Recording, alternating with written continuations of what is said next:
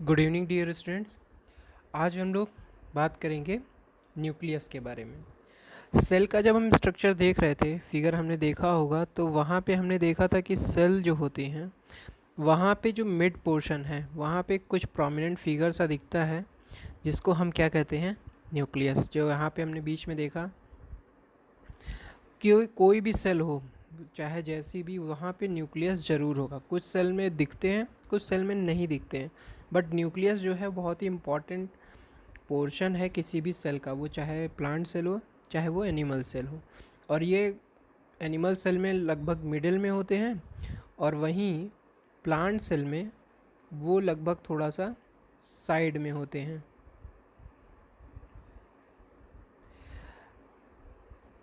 जैसे यहाँ पे आप देख रहे हैं एनिमल सेल, और ये है प्लांट सेल। प्लांट सेल में ये देख रहे हैं आप लोग, यहाँ पे बीच में ये ग्रीन ग्रीन जो हमने किया, यहाँ पे बीच में ये हमारा साइड में न्यूक्लियस है। क्यों ऐसा क्यों होता है प्लांट सेल में, साइड में क्यों न्यूक्लियस हो जाता है? दरअसल न्यूक्लियस को जगह नहीं मिलती है। वैक्यूल्स जो होते हैं, ये आप देख रहे हैं वैक्यूल्स, ये बड़े होते हैं, इस वजह से न्यूक्लियस को जगह नहीं मिलती और वो साइड में खिसक जाता है। आइए हम आज न्यूक्लियस के बारे में ही डिटेल में स्टडी करते हैं। न्यूक्लियस है क्या और न्यूक्लियस की क्या इम्पोर्टेंस है इन सेल। न्यूक्लियस एक बहुत ही इम्पॉर्टेंट है। ये मेनली स्फेरिकल होता है और इसका कलर जो होता है वो डार्क होता है। डार्क होने की वजह से क्या है, ये आपको साइटोप्लाज्म के अंदर बहुत ईजिली दिखाई देता है। इसकी डिस्कवरी किसने की थी? Discovered by Robert brown. Robert brown जो थे, उन्होंने न्यूक्लियस की डिस्कवरी की थी। रॉबर्ट ब्राउन ने 1831 में, कहीं कहीं बुक में 1832 दिया हुआ है, नियर अबाउट 1831 32 में ये जो डिस्कवरी न्यूक्लियस की रॉबर्ट ब्राउन ने की थी। हर एक सेल में एक न्यूक्लियस होता है, पर कुछ कुछ सेल ऐसी होती है जिनमें बाई न्यूक्लिएट भी होते हैं या मल्टी न्यूक्लिएट, कई सारे न्यूक्लियस भी हो सकते हैं। जैसे मसल फाइबर हैं, इन सब में मल्टी न्यूक्लियस भी प्रेजेंट हो सकते हैं। सेल्स जो होती हैं, कुछ सेल्स होती हैं जो विदाउट न्यूक्लियस भी हो सकती हैं, जैसे कि आरबीसी या सिल्वर ट्यूब या फ्लोएम वगैरह वेसल्स जो हैं, वहाँ पे न्यूक्लियस प्रेजेंट नहीं होता। ये मेनली वो सेल्स होती हैं जहाँ पे स्टोरेज या मूवमेंट, उनमें ज़्यादा कोई फंक्शन नहीं होता, वहाँ पे न्यूक्लियस में वहाँ पे सेल में न्यूक्लियस प्रेजेंट नहीं होते हैं। स्ट्रक्चर अगर हम देख रहे हैं, स्ट्रक्चर में आप देख रहे हैं एक सबसे बाहर क्या है, न्यूक्लियर एनवेलप। न्यूक्लियर एनवेलप जो है वो सबसे बाहर है, यानी ये इसकी जो कवरिंग है इसको कहते हैं हम लोग न्यूक्लियर एनवेलप। उसके बाद हमारा आता है क्रोमेटिन मटेरियल। क्रोमेटिन नेटवर्क आपको दिख रहा होगा जिसमें डीएनए होते हैं। ये क्रोमेटिन मटेरियल क्या करता है, न्यूक्लियस के अंदर प्रेजेंट होता है। न्यूक्लियस के अंदर ये एक डार्क स्फेरिकल स्ट्रक्चर होता है, इसको क्या कहा जाता है, न्यूक्लियोलस। अब इसके बाद न्यूक्लियर पोर्स भी कुछ है, और ये हमारा पूरा हो गया न्यूक्लियस का स्ट्रक्चर। अब इसके क्या हो गए, न्यूक्लियोप्लाज्म। एक और स्ट्रक्चर होता है, इसमें नहीं दिया हुआ है शायद, न्यूक्लियोप्लाज्म। जैसे साइटोप्लाज्म होता है सेल मेम्ब्रेन और न्यूक्लियस के बीच में भरा हुआ लिक्विड मटेरियल, वैसे ही यहाँ पे न्यूक्लियस के अंदर न्यूक्लियर एनवेलप और न्यूक्लियोलस के बीच में लिक्विड मटेरियल फिलअप होते हैं, उसको कहते हैं हम लोग न्यूक्लियोप्लाज्म। ये जो क्रोमेटिन मटेरियल जिसमें प्रेजेंट है, जो क्रोमेटिन मटेरियल होता है वो न्यूक्लियोप्लाज्म में ही होता है। अब उसके बाद आप, ये तो हमारा 3D स्ट्रक्चर था दिखाने के लिए 3D में कैसे हैं। अब आइए हम लोग उसका 2D स्ट्रक्चर देखते हैं, कैसे आपको बुक में बनाना है, कैसे आपको कॉपी में बनाना है अपनी। ठीक है, पहला हम जो बात करते हैं न्यूक्लियर एनवेलप के बारे में। फर्स्ट हमारा क्या है, न्यूक्लियर एनवेलप। न्यूक्लियर एनवेलप जो है वो क्या होता है, सराउंड करता है, और ये लाइपोप्रोटीन से बना है। दो मेम्ब्रेन होती हैं लाइपोप्रोटीन की, जो एक के ऊपर एक होती हैं। ये लाइपोप्रोटीन मेम्ब्रेन से बना होता है, दो लाइपोप्रोटीन लाइपोप्रोटीन मेम्ब्रेन, जो कि एक प्लाज्मा मेम्ब्रेन होती हैं, जैसे कि वहाँ पे सेल मेम्ब्रेन थी, वैसे ये जो मेम्ब्रेन होती है डबल स्ट्रक्चर, डबल ये लेयर होती है लाइपोप्रोटीन की, जो न्यूक्लियस को कवर करती है। अब इसके बाद आता है जो आउटर सरफेस है, वहाँ पे एंडोप्लाज्मिक रेटिकुलम लगे होते हैं। एंडोप्लाज्मिक रेटिकुलम क्या है, ये दिख रहा है, ये चिपके हुए हैं।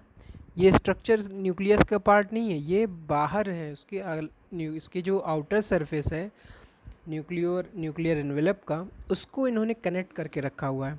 और यहाँ से जो भी मैसेज न्यूक्लियस, देखिए मेनली क्या होता है, न्यूक्लियस का काम क्या है, सेल का पूरा कंट्रोल, जैसे हेड होता है ना एक क्लास में स्कूल में, वैसे ही न्यूक्लियस सेल का हेड है, मतलब मेन है। और वो क्या करता है, पूरा सेल का जो फंक्शन है इसको कंट्रोल करता है। कंट्रोल करने के लिए सेल ऑर्गेनेल्स को साइटोप्लाज्म में मैसेज भेजना होगा। तो ये एंडोप्लाज्मिक रेटिकुलम यहाँ पे आप देख रहे हैं, ये क्या होते हैं, ये इसी साइटोप्लाज्म में सेल के अंदर फैले हुए रहते हैं और सारे मैसेजेस को ट्रांसफ़र करते रहते हैं। कुछ जो एंडोप्लाज्मिक रेटिकुलम होते हैं वो SER टाइप के होते हैं। इसके बारे में, रेटिकुलम के बारे में और अलग से पढ़ेंगे, पर इसको अभी थोड़ा सा जान लीजिए अगर यहाँ फिगर में है। और कुछ होते हैं RER।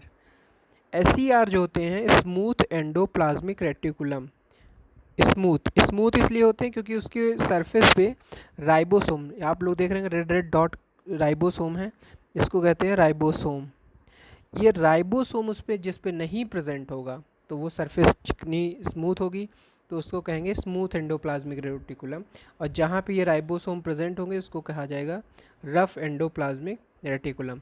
तो RER ये क्या करते हैं, मेनली राइबोसोम तो प्रोटीन सिंथेसिस करता है, और एंडोप्लाज्मिक रेटिकुलम जो भी सेल का डायरेक्शन है वो सेल के बाकी पार्ट्स में पहुंचाता है।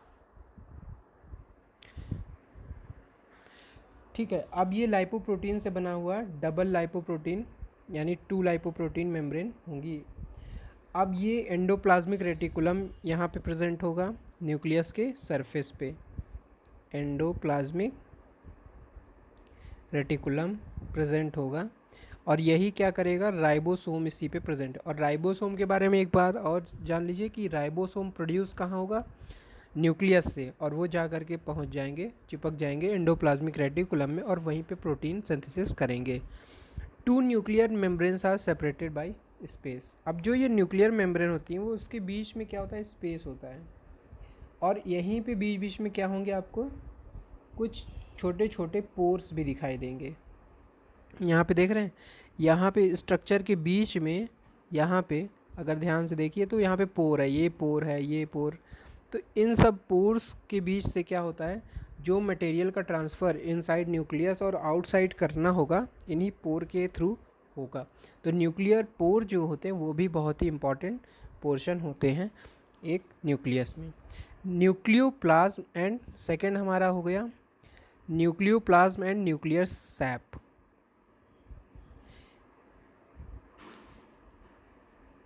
न्यूक्लियोप्लाज्म का क्या काम होगा, जैसा भी मैंने आपको बताया था, जैसे सेल के अंदर साइटोप्लाज्म है वैसे ही न्यूक्लियस के अंदर होता है न्यूक्लियोप्लाज्म। न्यूक्लियोप्लाज्म जो होता है एक विस्कस फ्लूइड होता है जो न्यूक्लियर मेम्ब्रेन और न्यूक्लियोलस के बीच में होता है, और उसी के अंदर जो आपके क्रोमेटिन थ्रेड वगैरह हैं वो फ्लोट करते रहते हैं। ये विस्कस फ्लूइड होता है, और इसी में क्या होते हैं, सारे जो मटेरियल होते हैं न्यूक्लियस के अंदर वो सब फ्लोट करते रहते हैं। फिर आता है हमारा न्यूक्लियोलस। अब ये जो होता है एक डेंस स्फेरिकल बॉडी होती है, यानी सेल के अंदर भी देख रहे हैं यहाँ पे बीच में एक बॉल जैसा स्ट्रक्चर दिख रहा है, ये जो है ये क्या है, न्यूक्लियोलस। ये क्या है, न्यूक्लियोलस। अब ये न्यूक्लियोलस जो होता है ये डेंस स्फेरिकल बॉडी होती है न्यूक्लियस के अंदर, और ये क्या होती है कि नॉन डिवाइडिंग सेल में बहुत अच्छे से दिखाई देती है। अब ये सेल डिवीज़न के समय सबसे पहले जो डिसइंटीग्रेशन होता है वो न्यूक्लियोलस का होता है। अब फिर उसके बाद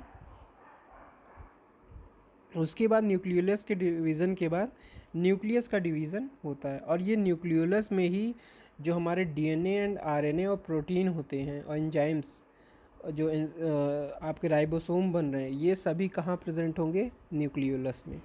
तो डीएनए, आरएनए, प्रोटीन एंड आपका राइबोसोम्स, ये सब जहाँ बनेंगे, जहाँ प्रेजेंट होंगे, वो हमारा क्या हो गया? न्यूक्लियोलस। तो ये बहुत ही इम्पॉर्टेंट पार्ट हो गया। फोर्थ जो लास्ट पार्ट है वो हमारा क्या है? क्रोमेटिन नेटवर्क या chromatin material. Chromatin network, chromatin material के बारे में आपने पढ़ा ही होगा पहले। क्रोमेटिन क्या है? नेटवर्क होता है, ये थ्रेड टाइप के होते हैं, डार्कली, ये भी, इनका भी डार्क कलर होता है, देख रहे होंगे थ्रेड जैसे इस तरह से घूम रहे हैं हर जगह। तो ये सभी क्या हो गए हमारे? Chromatin material. अब ये जो क्रोमेटिन मटेरियल हैं, ये क्रोमेटिन मटेरियल पूरे न्यूक्लियोप्लाज्म के अंदर फ्लोट करते रहते हैं। ये मेनली बने होते हैं किससे? डीएनए और प्रोटीन से। ये किससे बने होंगे आपके chromatin material? DNA and protein से। क्रोमेटिन ये दिया हुआ है, डीएनए प्लस प्रोटीन से बने होंगे हमारे क्रोमेटिन नेटवर्क। क्रोमेटिन नेटवर्क को क्रोमेटिन रेटिकुलम भी कहा जाता है। इसको क्या कहते हैं हम लोग? Chromatin reticulum. अब ये जो नॉन डिवाइडिंग फेज होती है, यानी सेल डिवीज़न से क्या होता है? दूसरी सेल, नई सेल बनती है। तो क्रोमेटिन थ्रेड क्या करती हैं, वो बहुत ही हाईली इंटेंगल्ड होती है, एक दूसरे से मतलब उलझी हुई रहती है। पर जब ये क्रोमेटिन मटेरियल जब सेल डिवीज़न होने लगता है, तो ये बदल जाती हैं किसमें? रॉड शेप स्ट्रक्चर में बदल जाएंगी, रॉड शेप स्ट्रक्चर में, जिसको कहा जाएगा, हम कहेंगे क्रोमोसोम्स। अब फिर ये क्रोमोसोम्स आधे आधे बढ़ जाते हैं, और यही क्रोमोसोम्स फिर क्या करते हैं? नई सेल में आधे आधे बढ़ करके चले जाते हैं। और ये जो वहकल, मतलब कि जो करेक्टर होगा सेल की, जो मतलब कि अपने पेरेंट सेल की तरह दिखेगी, वो सारा जो हेरिडेटरी कैरेक्टर होगा, ये क्रोमेटिन मटेरियल ही नेक्स्ट सेल में लेकर के जाएंगे। तो पेरेंट सेल से डॉटर सेल में ये क्रोमेटिन मटेरियल या क्रोमोसोम्स लेकर के जाते हैं। अब ये डीएनए जो होता है वो फंक्शनल सेगमेंट है।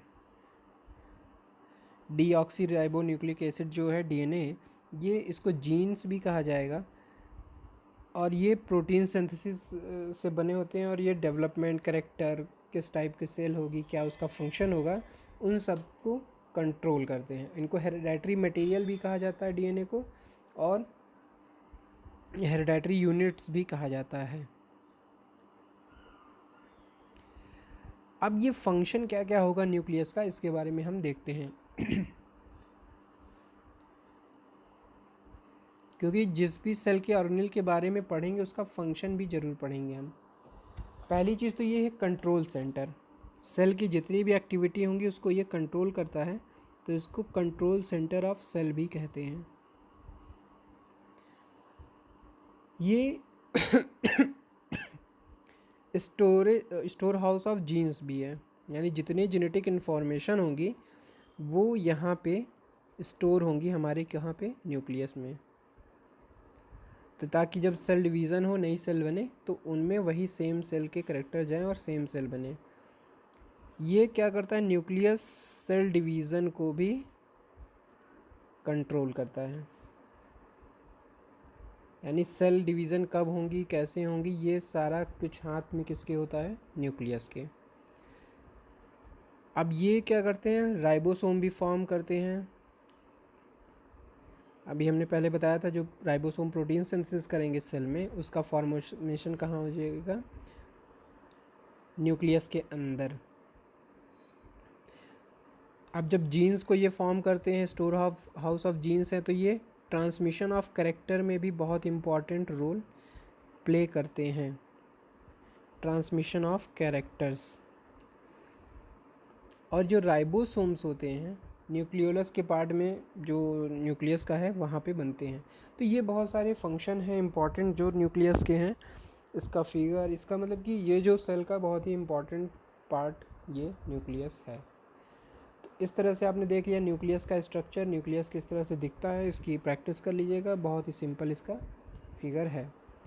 ठीक है, और यहाँ से क्या कर सकते हैं, इसके जो फंक्शन है, एक्टिविटी, ये क्या क्या करता है और ये कैसा दिखता है, क्या क्या इसके पार्ट हैं न्यूक्लियस के, वो सभी आपको बहुत अच्छे से प्रिपेयर कर लेना है। Thank you.